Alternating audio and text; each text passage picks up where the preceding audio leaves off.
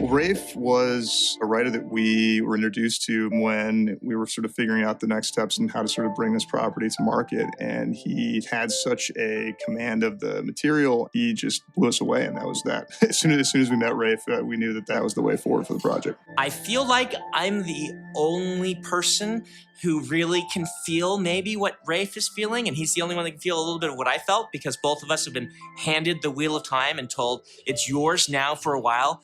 Treat it with respect. It was very important to me that the people in charge of this story in its transition to film would love the books. When I saw what Rafe did in really just sort of focusing the narrative and highlighting the characters, the story came alive for me in a way that it hadn't, even just reading the books for the first time. I lie awake at night wondering if I got it wrong all the time, because I think if you're not doing that, then you've gotten arrogant and you're not doing the job. And the job is to take these books and make them into something that delivers on the heart of what's there.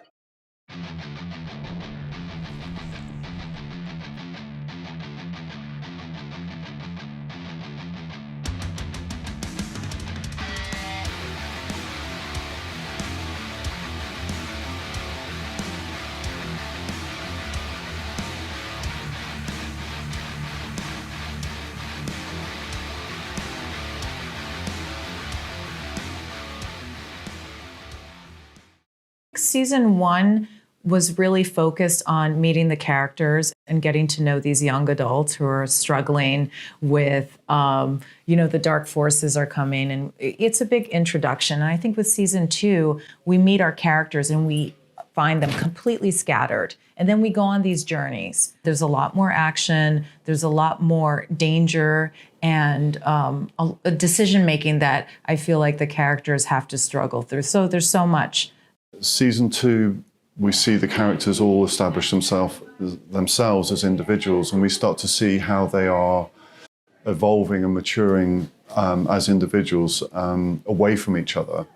And that gives us a chance to explore them in more depth. It gives us a chance to meet them and find out who they are a little bit more. So that means that there are more environments and more places introduced at the beginning of Series 2. We see Perrin and Loyal off in Arad Daman with the Shienarans. We see Moraine and Lan sort of in hiding, in exile, if you like, in Arafel. And we meet Egwene and Nynaeve in the White Tower working as novices. So we were working, I think, 4 or 5 separate locations straight from the beginning of Series 2. I think that is really where the scripts come in. We have a great showrunner, Rafe Judkins, and the writing team. So they kind of like hone in on that on the script level. But then we have the editorial process where it can really balance out the focus and the sequences. What I do love about Season 2, and I feel like you can see in the performances, is that we really are intimate with the actors and the performances, but at the same time, we have the scope of the worlds that we're bringing in. We keep bringing in all these different Jordan worlds that our characters have to encounter. So it's about finding the fine balance between the large scope and not getting lost in that, but also what we believe on the show is really sticking to character and being true to that above anything else. We will find how powerful she is, but she has to know it unto herself. I think it's about recognizing that within herself. I feel like it's so relatable to today, and what young adults go through today is about facing your fears, about conquering that and moving forward. I would say that we use the books, and I know, and I'm not trying to speak for the writers and for Rafe, but the books are a blueprint, right. And it's a world. And the stories, art is about interpretation, of course, and having the freedom to interpret how we want to.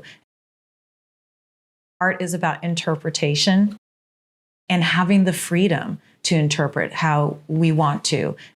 And that's what's so thrilling about taking such large works, such as, the 14 books of Jordan, and being able to have that as our playground. I would say the wheel weaves as the wheel wills. And that is our mantra, because right now it's about, there's infinite possibilities in the universe, and Jordan's universe is infinite.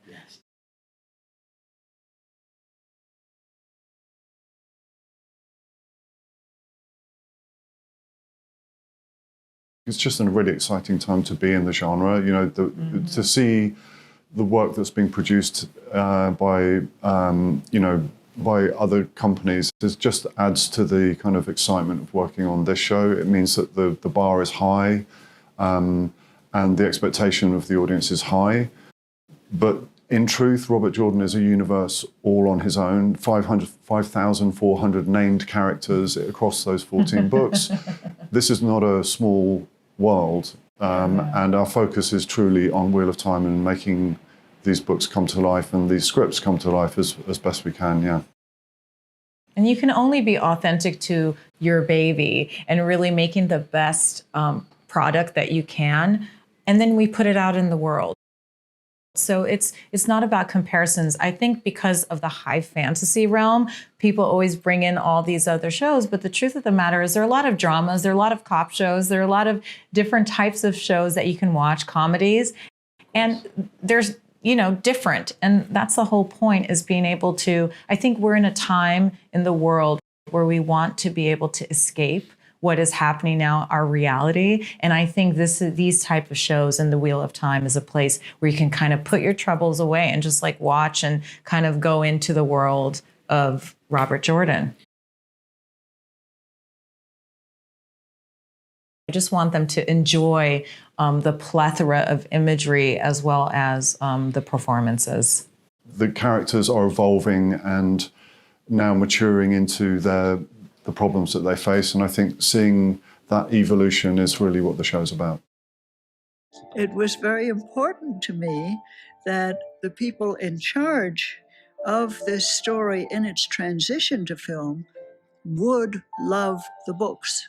The books are a blueprint, right, and it's a world. And the stories, art is about interpretation, of course, and having the freedom to interpret how we want to. I'm Salty Traveling C. You have a good one.